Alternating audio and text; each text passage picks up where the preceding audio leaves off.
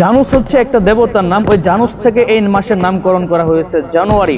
আর এই জানুস হলো দুই মুখওয়ালা একটি মূর্তি, যেটাকে খুশি করতে পারলে তারা মনে করে যে তাদের ভবিষ্যৎ সুন্দর হবে এবং পিছনে যেটা ছিল সেটা মাফ হয়ে যাবে।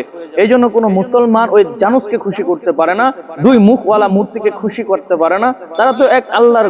আজকে যে বিষয়টি নিয়ে আলোচনা করব সেটি হচ্ছে আমাদের দেশে প্রচলিত 31st নাইট আমরা পালন করে থাকি। এটার ইতিহাস কি এটা আমরা অনেকেই তো জানি না। না জানার কারণে অনেক মুসলমান তরুণ তরুণী নারী পুরুষ একত্রে এটাকে উদযাপন করে। কিন্তু 31st নাইট এটা তো ইহুদিদের একটা প্রচলন, খ্রিস্টানদের একটি কালচার এটা। কিন্তু এটা মুসলমানরা না জানার কারণে এই চক্রান্তের মধ্যে আটকে পড়ে তারা গুনাহের মধ্যে লিপ্ত হয়, তারা শিরকের মধ্যে লিপ্ত হয়। কিরকম? প্রাচীন যুগে রোমান জাতিদের মধ্যে একটি কালচার ছিল, তারা তাদের দেবতাকে খুশি করার জন্য একটি দিনকে নির্ধারণ করে।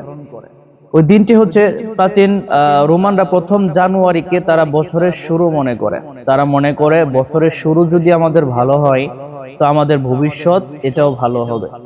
এই জন্য তারা দেখবেন যে জানুয়ারিটা মূলত এই মাসটার নাম আসছে জানুস থেকে। তাদের একটি দেবতার নাম ছিল জানুস, ওই জানুস থেকে আসছে জানুয়ারি। জানুস কি? জানুস হচ্ছে দুই মুখ ওয়ালা একটা দেবতা। দুই মুখ, যার সামনের দিকে একটা মুখ, পিছনের দিকে আরেকটা মুখ। এটার ব্যাখ্যা কি? সামনের মুখ দিয়ে সে ভবিষ্যৎ দেখে, পিছনেরটা দিয়ে পূর্বে যা হয়েছিল সেটা দেখে। এটা হচ্ছে জানুস, দুই মুখ ওয়ালা একটা মূর্তির নাম। জানুস থেকে এইটার নাম আসছে জানুয়ারি। তো খ্রিস্টানরা রোম এই সময়ে তারা এটার পূজা করত, কারণ তারা মনে করত যে এই জানুস এই দেবতার সবচেয়ে বেশি শক্তিশালী, এই দেবতা সবচেয়ে বড়। এই জন্য তারা এই জানুস এই মূর্তিটির পূজা করত। কিভাবে? তারা ক্যালেন্ডার ব্যবহার করত। বর্তমান সময়ে দেখবেন যে 6টা কাটা হয়, ঘন্টার কাটায়ও 2টা শূন্য, মিনিটের কাটায়ও 2টা শূন্য, সেকেন্ডের কাটায়ও 2টা শূন্য। এই সব শূন্য শূন্য ফ্লাপ হয়ে গেলে তারা মনে করে এটা বছরের শুরু। তারা কি করত? বছরের শুরুটাকে তারা নাচ গান, মদ, বাদ্যযন্ত্র, নর্তকী নাচিয়ে আতশবাজি করে তারা এই বছরটা উদযাপন করত। নতুন বছর উদযাপন করে ওই জানুসের সামনে তারা নাচতো, খাবার বিলি করত। কেন? কারণ তারা মনে করত দেবতার সামনে যদি এটা করা হয়, দেবতার সামনে যদি আমরা খুশি করতে পারি খাবার দিয়ে, নাচ দিয়ে, গান দিয়ে, বাদ্যযন্ত্র দিয়ে, তাহলে আমাদের ভবিষ্যৎ সুন্দর হবে, পিছনে যা হয়েছে সেটা মাফ হয়ে যাবে। এই জন্য তারা 31st নাইট, এটা ওই সময় এতটা প্রচলিত ছিল না।